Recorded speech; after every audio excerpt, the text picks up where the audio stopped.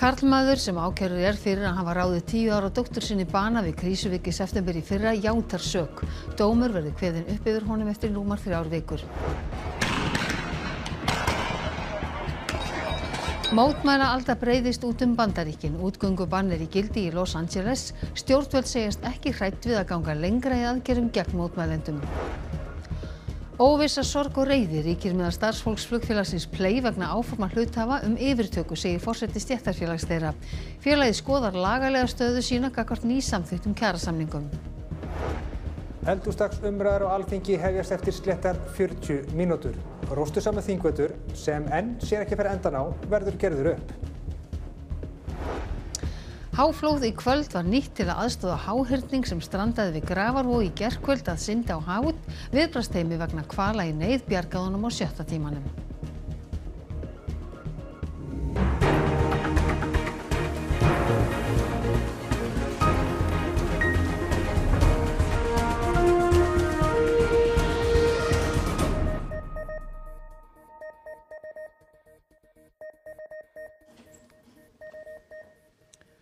Komiði sæl.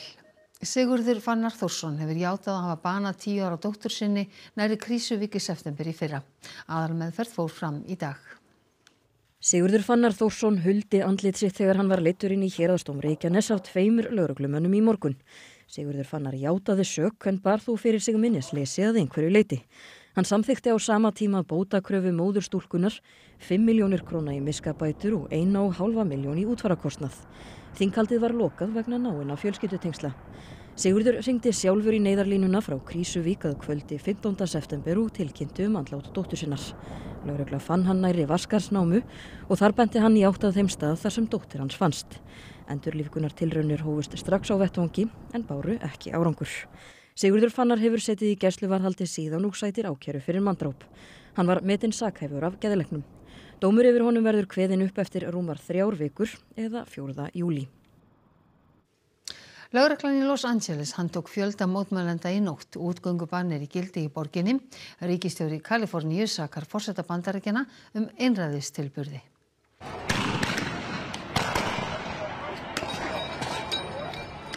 Karen Bass, borgarstjóri Los Angeles borgar tilkynnti útgöngubann í miðborginni sem tók gildi í gærkvöldi klukkan 8 að staðartíma. Bannið verður til klukkan 6 að morgni næstu daga. Lögregla sagði 25 hið minnsta hafa verið handtekna fyrir að brjóta útgöngubannið fyrstu klukkutímana sem það var í gildi. Margir mótmælendur voru handteknir í nótt og alls 300 síðustu 2 daga.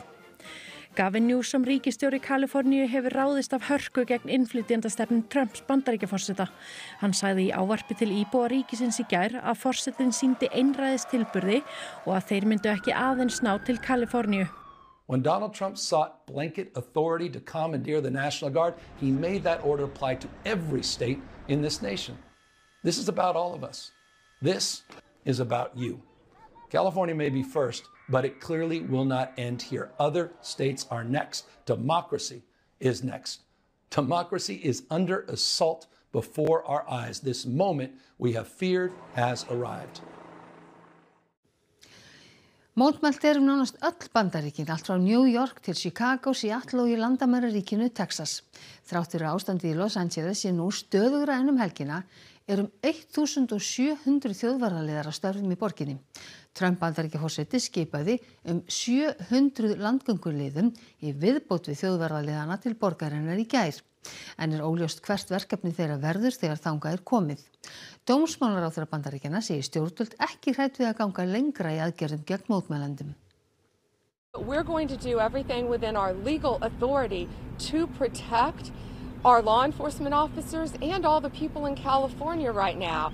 You know, you guys, this is serious out there. We want to protect people. Í fleiri borgum undirbúningur fyrir mótmæli næstu daga.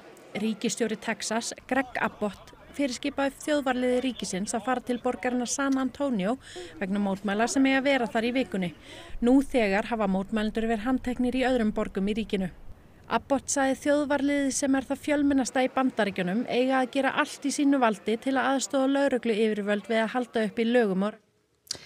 Það styttist í að eldhúsdagsumræður hefjist á Alþingi. Þar Magnús Geir Eyjólfsson fréttamaður. Já, við hverju megum við búast í kvöld, Magnús Geir? Já, vafalaust býsna fjörlegum umræðum með stemninguna sem hefur verið að byggjast upp í þinginu svona síðustu vikurnar.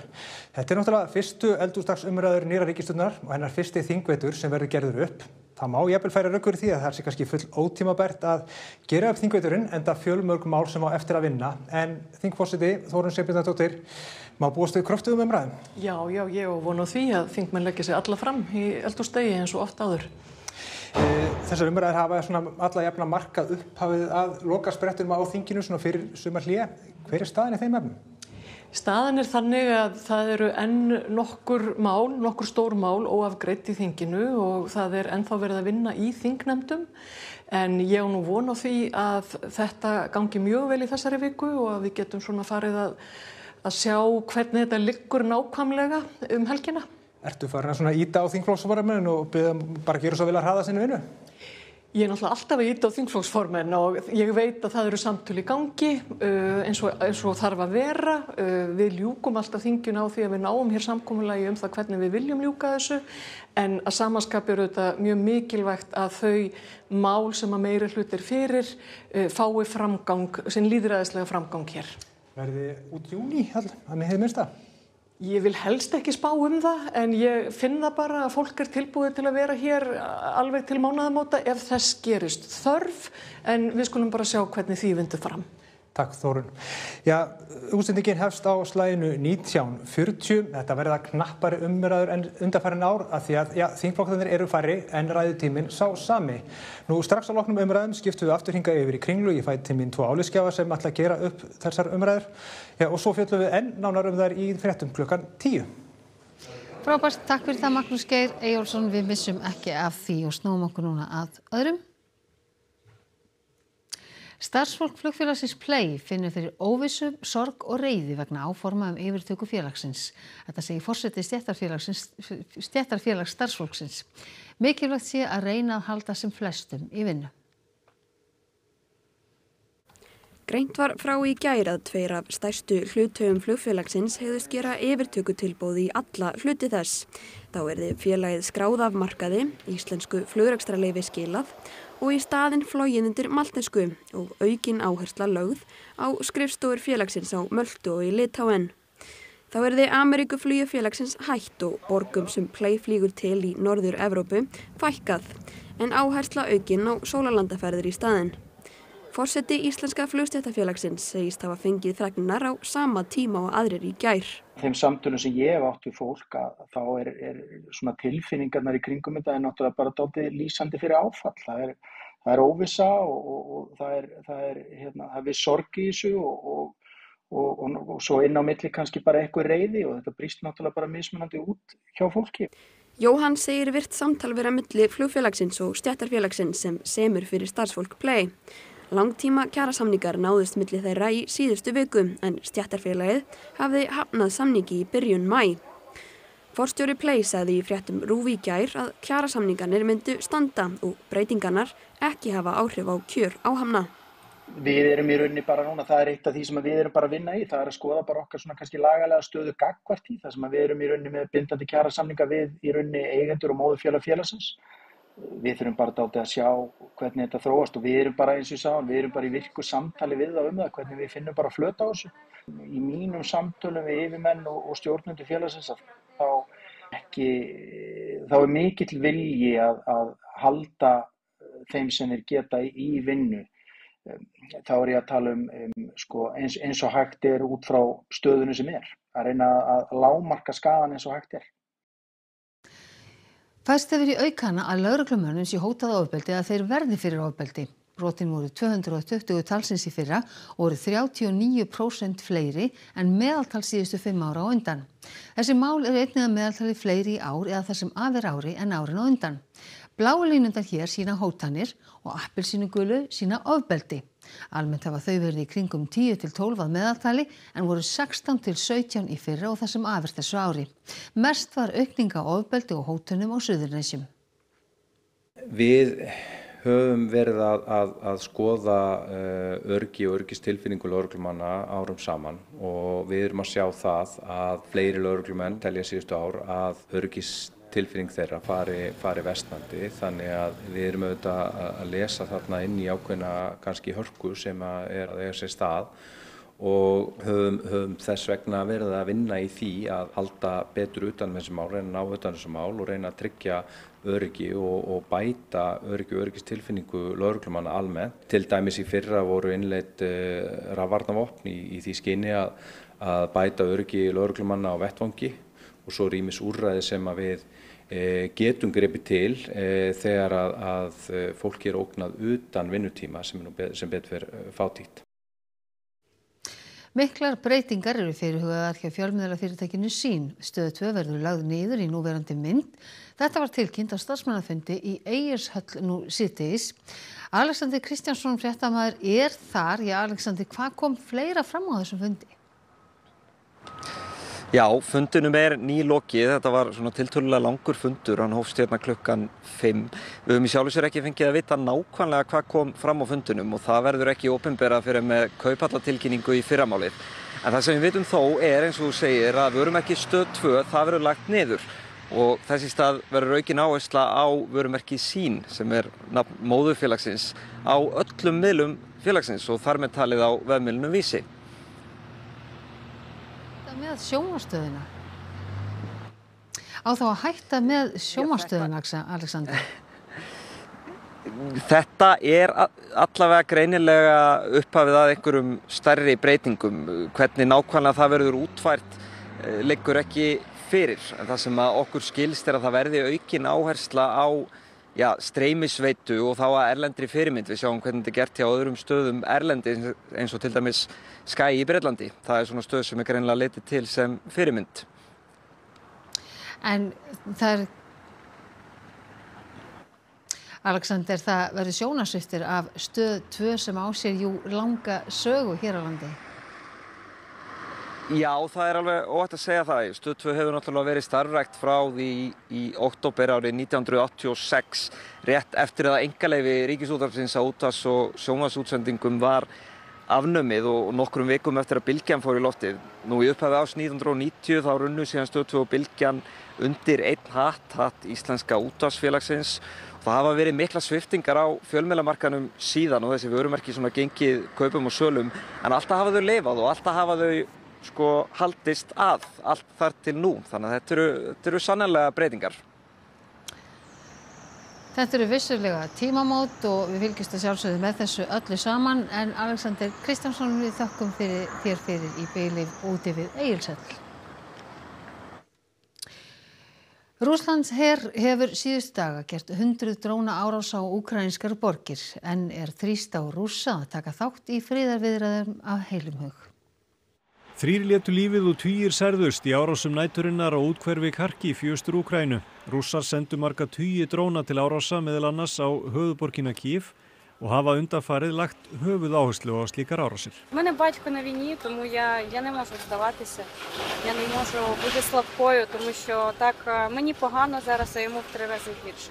Тому що я зараз, в мене просто якась железяка потрапила під обстріли, а він сам живий там потрапляє. Rússar hafa fjölgað drónaárásum til muna og senda þá núna saman í stórum svermum til að freista þess að komast í gegnum varnir úkraínumanna. Підрозділ на цьому напрямку прикриває Харківську область від повітряного противника.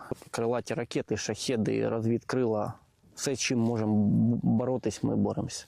Rússar og úkrænumenn hafa síðustu daga skipst á stríðsföngum og ætlað að gera áfram, en það er hluti af samkomulagi sem náðst hefur við samningaborðið. Evrópusambandið kynnti í gær nýjar refsiaðgerðir gegn Rússum, en þeim er ætlað að þrýsta á stjórnvöld í Kreml að hætta hernaði í Úkraínu og hefja friðarviðræður af fullri alvöru. We want peace for Ukraine.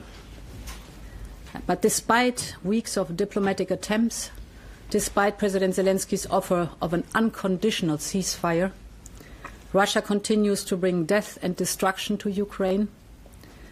Russia's goal is not peace, it is to impose the rule of might. Therefore, we are ramping up pressure on Russia because strength is the only language that Russia will understand. Fjallað ítarlega allsherjar innrás Rússa í Úkraínu í viðtali RÚV við bandaríska sagnfræðinginn Timothy Snyder. Viðtalið aðgengilegt á RÚV.is en þar segir Snyder að stjórnvöld í Kreml reki heimsvaldastefnu og að eina leiðin til þess að lýðræði komist á í Rússlandi sé að Rússar tapi stríðinu í Úkraínu. If one wants to have a democratic Russia, or if one wants to have a Russia that's more predictable and which functions according to the rule of law, that Russia cannot be an empire. And for that Russia not to be an empire, it has to lose this imperial war. So the personalities are less important than the basic structure of the state. And if Putin wins this war, Putin will fight another war, or his successor, whoever that is, will fight another war because Russia will be an imperialist regime. Its population will treat it as normal that they fight wars against Ukraine or the Baltics or Central Asia or wherever's next. That will just be the way politics works. The only way to get a democratic Russia is for Russia to lose. Áhrif loftslagsbreytinga á lýðheilsu eru mjög mikil, tíminn að renna út og aðgerða þörf strax. Hiti hækkar og nýir sjúkdómar verða til með tilheyrandi áhrifum á heilsu almennings. Evrópsk nefnd sem fyrrverandi forsætisráðherra fer fyrir á að skila tillögum til ráðamanna Evrópulanda hvernig bregðast skuli við. Evrópsk nefnd á vegum Alþjóðaheilbrigðismálastofnunarinnar loftslag og heilsu hélt fyrsta fund sinn hér á landi í dag og kynnti störf sín á blaðamannafundi í morgun. Katrín Jakobsdóttir formaður nefndarinnar sem fjallar áhrif loftslagsbreytinga á lýðheilsu og smíðar tillögur til ráðamanna Evrópulanda að aðgerðum. Ég held að þessi nálgun að átta sig á því hve mikil áhrif loftslagsbreytingar geta haft á heilsu, hún auðvitað tiltölulega ný. Og það birtist ekki bara í hitabylgjum og flóðum og öðru því sem við sjáum sem hefur þessi augljósu áhrif. Við erum líka að sjá sníkjudýr vera að birtast á stöðum sem þau hafa aldrei verið á, sem geta haft mjög mikil áhrif á heilsu. Við erum að sjá áhrif á andlega heilsu vegna loftslagskvíða og annars. What we see is the climate crisis is a health crisis. And be it on the climate crisis or the COVID-19, it are the most vulnerable people in society. The youngest, the elderly, the people with pre-existing chronic conditions, and the people with the fewest means financially in society. So it's an issue also of equity. Verkefnið sé óumflýjanlegt og þoli enga bið. Hiti hækkar, jöklar bráðna og meira en 100.000 manns létust árin 2022 og 2023 úr afleiðingum hita. Nýir sjúkdómar, kvíði og streita eru meðal fylgifiska loftslagsbreytinga. Þetta miklu mál að setja sér mál á dagskrá. Ég meina það hafa verið stór mál sem hafa tekið athygli ráðamanna í Evrópu á undanförnum misserum og árum og nægir þar að nefna styrjaldir og fólk á flótta og fleira slíkt. En það má ekki gleyma þessari stóru áskorun sem loftslagsváin. 2024 was the hottest year recorded in history. We have heat waves, wildfires, new diseases, so the time is running out. Háhyrningur sem strandaði við Grafarvogi í gærkvöld laus úr prísundinni. Hann synti á haf út á 7. tímanum. Háhyrningurinn strandaði klukkan 9 í gærkvöld og viðbragðsaðilar héldu honum rökum í nótt. Þetta annað sinn sem reynt að bjarga honum þegar flæddi að, en hann var fastur í grynningum. En hérna erum við innan sker og eyjar svo að það má búast við því að hann sé nokkuð áttavilltur á þessum slóðum og sérstaklega þegar háhyrningar komin á svæði sem þeir þekki ekki þá er alltaf hægt á að þeir verði áttavilltir og fari bara í vitlausa átt og svo flæðir aftur undan þeim. Svo að aðgerðirnar snerist það að fara bak við hvalinn og svona leiðan hérna út úr Gorvíkinni og svo á milli eyjanna og út á Faxaflóa. Svo að það gekk ótrúlega vel og snöggt fyrir sig. Hvalurinn komin hérna út fyrir fyrstu eyjar og við vonum bara að halda áfram að ganga vel. Og þá munum við sjá ef að það nægir honum að komast út á opnara svæði. Ef að þetta snerist áttun, að þá mun hann líklega bara taka við sér og koma sér áfram út á sjó og finna sinn hóp á endanum. En ef hann mjög illa farinn og veikur, þá mun hann ekki nýta það og endanum líklega koma aftur á land. Bandaríski tónlistarmaðurinn Brian Wilson látinn, 82 ára að aldri. Hann stofnaði hljómsveitina Beach Boys og var einn af áhrifamestu tónlistarmönnum síðustu aldar.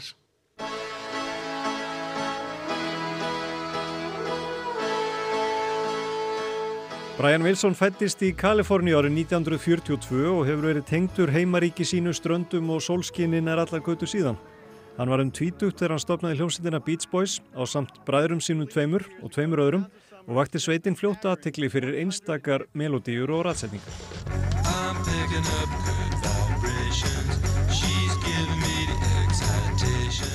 Sveitin gaf út plötuna Pet Sounds árið 1966 sem í öðru sæti á lista tímaritsins Rolling Stone yfir 500 bestu plötur allra tíma.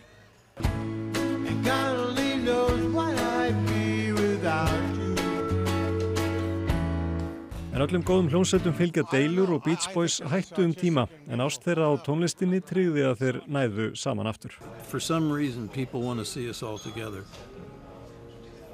They sense that we love each other, and that we really want to share that love with them, Yeah, the love of the harmonies, creating those harmonies. That's what got us going in the first place.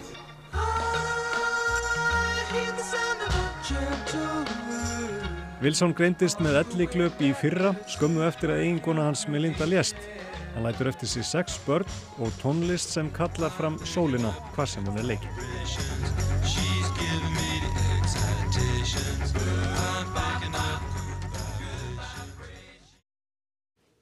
Spurning hvort það sól í veðrinu, en við skulum snúa okkur núna að veðrinu. Það lægð suður í hafi sem hefur stýrt veðrinu í dag og úrkomusvæði frá henni gengur til norðausturs yfir landið í kvöld og í nótt. Í fyrramálið útlit fyrir fremur hæga vestlæga eða breytilega átt og rigningu fyrir austan en smá skúri vestanlands. En við ætlum að fara nánar yfir horfur næstu daga að loknum íþróttafréttum. 8 liða úrslit bikarkeppni kvenna í fótbolta halda áfram í kvöld. Ríkjandi bikarmeistarar Vals taka á móti Þrótti, efsta liði bestu deildarinnar. Handboltakonan Rut Arnfjörð Jónsdóttir hefur lagt landsliðsskóna á hilluna. Hún á meðal leikja og markahæstu leikmanna í sögu íslenska kvennalandsliðsins. Og Jenny Hermoso, markahæsta landsliðskona Spánar frá upphafi, verður ekki með spænska liðin á EM í fótbolta í sumar. Spán ríkjandi heimsmeistari og stefnir á fyrsta Evrópumeistaratitilinn í Sviss. Og nú ætlum við að rifja upp helstu atriði fréttatímans. Karlmaður sem ákærður fyrir að hafa ráðið 10 ára dóttur sinni bana við Krýsuvík í september í fyrra játar sök. Dómur verður kveðinn upp yfir honum eftir rúmar 3 vikur. Mótmæla alda breiðist út Bandaríkin. Útgöngubann í gildi í Los Angeles. Stjórnvöld segjast ekki hrædd við að ganga lengra í aðgerðum gegn mótmælendum. Óvissa, sorg og reiði ríkir meðal starfsfólks flugfélagsins Play vegna áforma hluthafa yfirtöku, segir forseti stéttarfélags þeirra. Félagið skoðar lagalega stöðu sína gagnvart nýsamþykktum kjarasamningum. Þessum fréttatíma að ljúka og það komið að íþróttum og veðri. Það ekkert Kastljós en bein útsending frá eldhúsdagsumræðum á Alþingi sem hefst klukkan 19:40. En nýjastu fréttir má alltaf finna inn á ruv.is. Næstu fréttatímar eru hins vegar í útvarpi og sjónvarpi klukkan 10 í kvöld. Við sjáumst þá, verið sæl að sinni.